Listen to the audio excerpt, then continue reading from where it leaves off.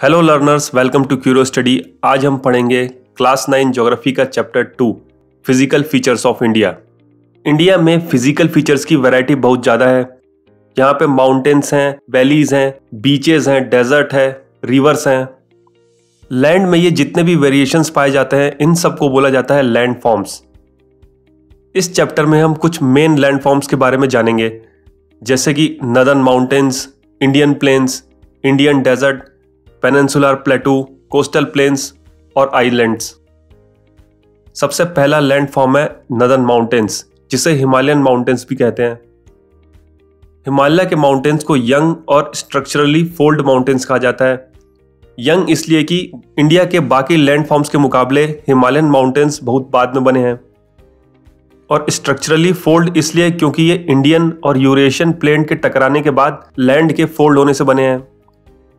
India में कश्मीर से लेके नॉर्थ ईस्ट तक हिमालय माउंटेन्स फैले हुए हैं। इनकी लेंथ होगी लगभग 2400 किलोमीटर। हिमालयन माउंटेन्स के वेस्ट साइड में है इंदस रिवर और ईस्ट साइड में है ब्रह्मपुत्र रिवर। कश्मीर में पहाड़ों की संख्या बहुत ज़्यादा है और नॉर्थ ईस्ट में पहाड़ों की संख्या बहुत ही कम है। कश्मीर में हिमालयस की विड्थ है 400 किलोमीटर और नॉर्थ ईस्ट में हिमालयस की विड्थ है 150 किलोमीटर। इन माउंटेन्स को हाइट के हिसाब से 3 पैरेलल रेंजेस में बांटा गया है।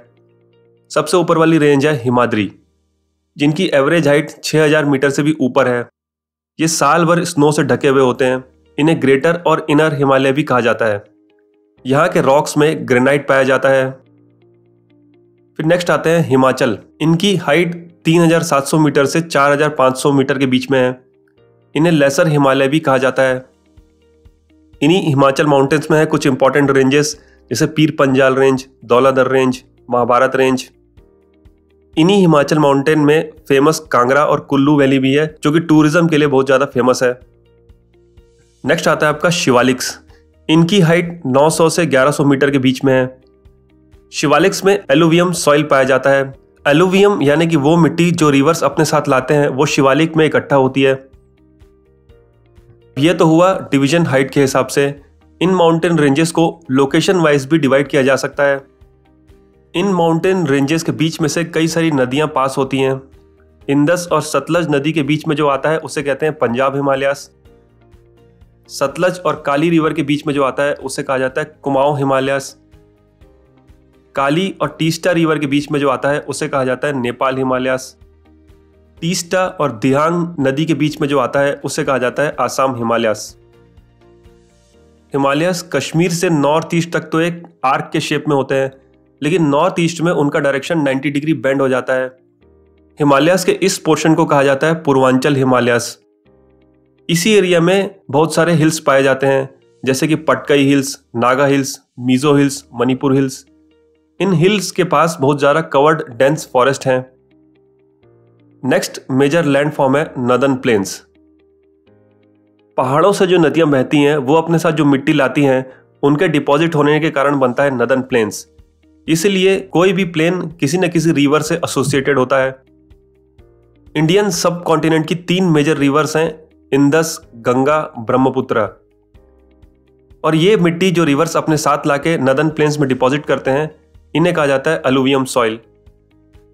ये मिट्टी बहुत ही उपजाऊ होती है, इसीलिए ये नदर्न प्लेन्स वाला एरिया एग्रीकल्चर और फार्मिंग के लिए सुटेबल होता है। नदर्न प्लेन्स की लंबाई भी 2400 किलोमीटर है और इसकी विड्थ 240 से 320 किलोमीटर होती है। इन नदर्न प्लेन्स को भी लोकेशन के हिसाब से 3 भाग में बांटा जा सकता है: Punjab plain, Ganga plain, Brahmaputra plain. अब ये नदियां जो प्लेन्स में मिट्टी डिपॉजिट करती हैं, उसके वेरिएशंस के हिसाब से भी नदर्न प्लेन्स को डिवाइड कर सकते हैं। शिवालिक के जस्ट नीचे वाले प्लेन्स को कहा जाता है भाबर। उसके नीचे वाले रीजन को कहा जाता है तराई। उसके बाद आता है भांगर और लास्ट में आता है खद्दर। भाबर प्लेन्स में जो बड़े बड़े पत्थर होते हैं वो डिपॉजिट हो जाते हैं, जिन्हें पेबल्स कहा जाता है। इन बड़े बड़े पत्थरों की वजह से नदियों का पानी इनमें छुप जाता है। इस भाबर प्लेन की विड्थ 6 से 12 किलोमीटर होती है। अब चूंकि सारे बड़े बड़े पत्थर बावर रीजन में ही डिपॉजिट हो जाते हैं, तो उसके आगे बड़े पत्थर नहीं होते, तो उसके आगे जो रीजन आता है तेरई रीजन। इस रीजन में बड़े पत्थर ना होने की वजह से ये रीजन मार्शी हो जाता है। मार्शी यानी कि बहुत ज़्यादा कीचड़ वाला एरिया। इसी रीजन में कई सारे घने जंगल भी पाए जाते हैं। तीसरा रीजन है भांगर रीजन। यहाँ पे कीचड़ कम होता है और सॉइल ज़्यादा, क्योंकि कई सालों से जो रिवर्स मिट्टी ला रही हैं वो यहाँ पे इकट्ठी हो चुकी है। इस मिट्टी को लोकली कंकर कहते हैं। इसमें कैल्शियम कार्बोनेट की मात्रा ज़्यादा होती है। ये नॉर्दर्न प्लेन का सबसे लार्जेस्ट रीजन है। लास्ट में आता है खद्दर रीजन। यहाँ के सॉइल में पत्थर नहीं होते।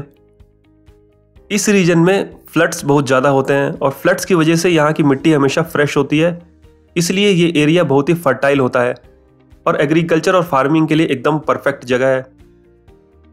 नेक्स्ट आता है पेनिनसुलर प्लेटू। प्लेटू एक फ्लैट लैंड होता है जिसकी हाइट अपने सराउंडिंग एरिया से ज़्यादा होती है। आप यहाँ पे देख सकते हैं लैंड सराउंडिंग एरिया के हिसाब से उठा हुआ है। पेनिनसुला उस लैंड को कहते हैं जो कि 3 साइड से नदी या ओशन से घिरा हुआ हो और उसके एक साइड में फ्लैट लैंड हो। हमारे इंडिया में जो ये वाला एरिया है, ये एरिया सराउंडिंग के कंपैरिजन में थोड़ा उठा हुआ है और 3 साइड से ओशन से घिरा हुआ है, इसलिए इस एरिया को कहा जाता है पेनिनसुलर प्लेटू। इस पेनिनसुलर प्लेटू के सेंटर में एक रिवर निकलती है, नर्मदा रिवर। इसके नॉर्थ वाले पोर्शन को कहते हैं सेंट्रल हाईलैंड्स और साउथ वाले पोर्शन को कहते हैं डेक्कन प्लेटू। इस प्लेटू वाले एरिया में भी कुछ लो हाइट की हिल्स हैं। नर्मदा के नॉर्थ में है विंध्यास रेंज और नर्मदा के साउथ में है सतपुरा रेंज। राजस्थान से लगे हुए एरिया में है अरावली हिल्स।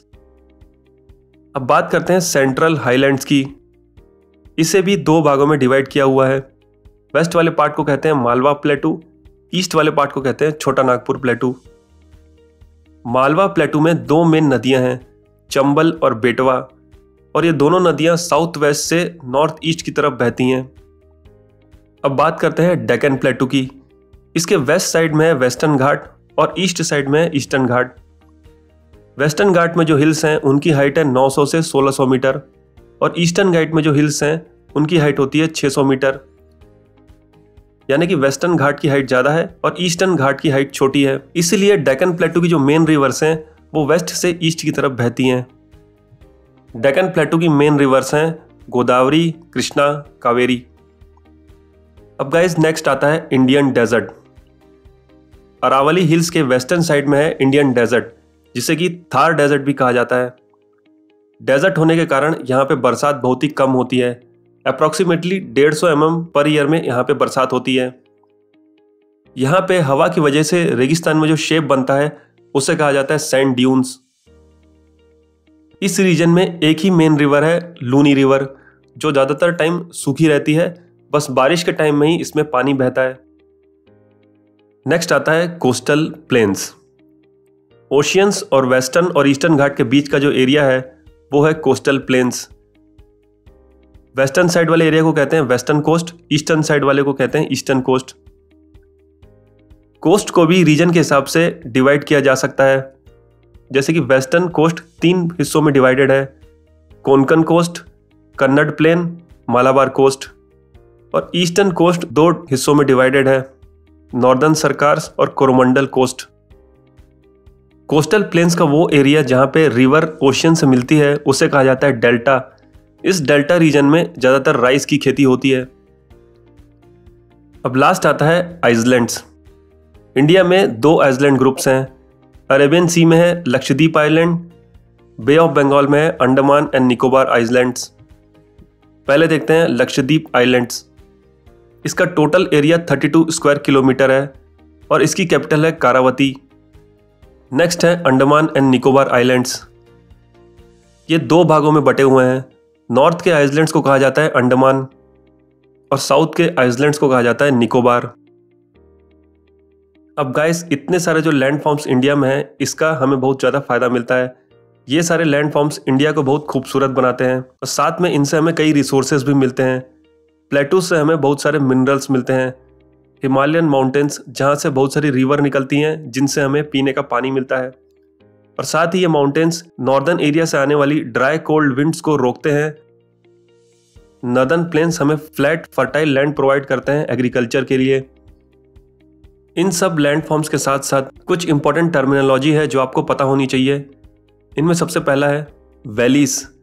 दो बड़े बड़े माउंटेन के बीच में से जो नदी बहती है उसे कहा जाता है वैली। लेसर हिमालय और शिवालिक्स के बीच में जो ग्रेजुअल स्लोप वाला लैंड है उसे कहा जाता है डून्स। फेमस डून्स हैं देहरादून, कोठीडून, पटलीडून। रिवरीन आइसलैंड्स, पहाड़ों से जो नदियां आती हैं उनके डिपॉजिट से जो आइसलैंड बनते हैं उन्हें कहा जाता है रिवरीन आइसलैंड्स। इंडिया का मजौली आइलैंड सबसे बड़ा रिवरीन आइसलैंड है जो कि ब्रह्मपुत्र नदी के लाए हुए डिपॉजिट से बनता है। रिवर से रिलेटेड कुछ टर्म्स हैं ट्रिब्यूटरी। अगर बहुत सारी नदियां किसी सेंट्रल नदी में जुड़ती हैं तो उन सारी नदियों को कहा जाता है ट्रिब्यूटरी।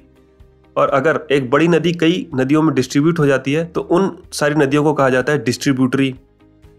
दो रिवर्स के बीच में जो एक लैंड होता है उसे कहा जाता है डोआब। डू का मतलब होता है टू, आप का मतलब होता है वाटर, यानी कि दो वाटर बॉडीज के बीच का लैंड दोआब। ओके लर्नर्स, इस चैप्टर में बस इतना ही। अगर आपके कोई डाउट है तो आप मुझे कमेंट करके पूछ सकते हैं। Thanks for watching, take care, good bye.